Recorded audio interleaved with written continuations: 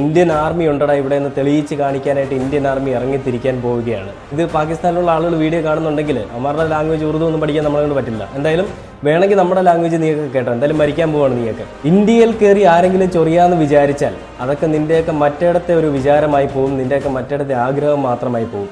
നീയൊക്കെ പുറകിൽ നിന്ന് അടിക്കാനല്ല പഠിച്ചിട്ടുള്ളൂ. ഇന്ത്യൻ ആർമി നേരെ വരുവിടാ, നിന്റെയൊക്കെ കൺമുൻപിൽ ഒന്ന് നേർക്ക് നേർ നിന്ന് നിന്നെയൊക്കെ അടിക്കും. നീയൊക്കെ അന്നറിയും എന്തായിരുന്നു ഇന്ത്യൻ ആർമി, എന്തിനാണ് നീയൊക്കെ ഈ രീതിയിൽ പ്രവർത്തിച്ചെന്ന് നീയൊക്കെ ചിന്തിക്കും. ആ മരണശയ്യയിൽ കിടക്കുമ്പോഴും നീയൊക്കെ ചിന്തിക്കും. അവിടെ ഇറ്റ് വീണ ഓരോ തുള്ളി ചോരയ്ക്കും ഓരോ തുള്ളി കണ്ണുനീരിനും പകരം ചോദിക്കാൻ ഞങ്ങളുടെ ഇന്ത്യൻ ആർമി എത്തുമെന്നുള്ളൊരു വിശ്വാസമുണ്ടാ ഞങ്ങൾക്ക്. ആ ഇന്ത്യൻ ആർമി അവിടെ എത്തിയിരിക്കുകയും ചെയ്യും. നിന്റെയൊക്കെ കൂട്ടത്തിലുള്ള മതം പറഞ്ഞ് എണ്ണിക്കൊന്ന ഓരോരുത്തന്മാരെയും എണ്ണി എണ്ണി ഞങ്ങളുടെ ഇന്ത്യൻ ആർമി തീർക്കൂടാ. എന്നിട്ട് ഇന്ത്യൻ ആർമി നിനക്കൊക്കെ കാണിച്ചു തരൂടാ ഞങ്ങളുടെ രാജ്യത്ത് ഒരാളെ തൊട്ടാൽ നിനക്കൊക്കെ എന്താ സംഭവിക്കാൻ പോകുക എന്നുള്ളത്. വർഗീയവാദികളായിട്ടുള്ള നിനക്കൊന്നും ഒരു കാലത്തും ഒരു കാരണവശാലും ജീവിക്കാൻ പറ്റാത്ത രീതിയിൽ ഞങ്ങളുടെ ഇന്ത്യൻ ആർമി നിന്നെയൊക്കെ പൂട്ടൂടാ എന്നുള്ള ഉറച്ച വിശ്വാസമുണ്ടാ ഞങ്ങളുടെ ഇന്ത്യയിലെ ഓരോ പൗരന്മാർക്കും.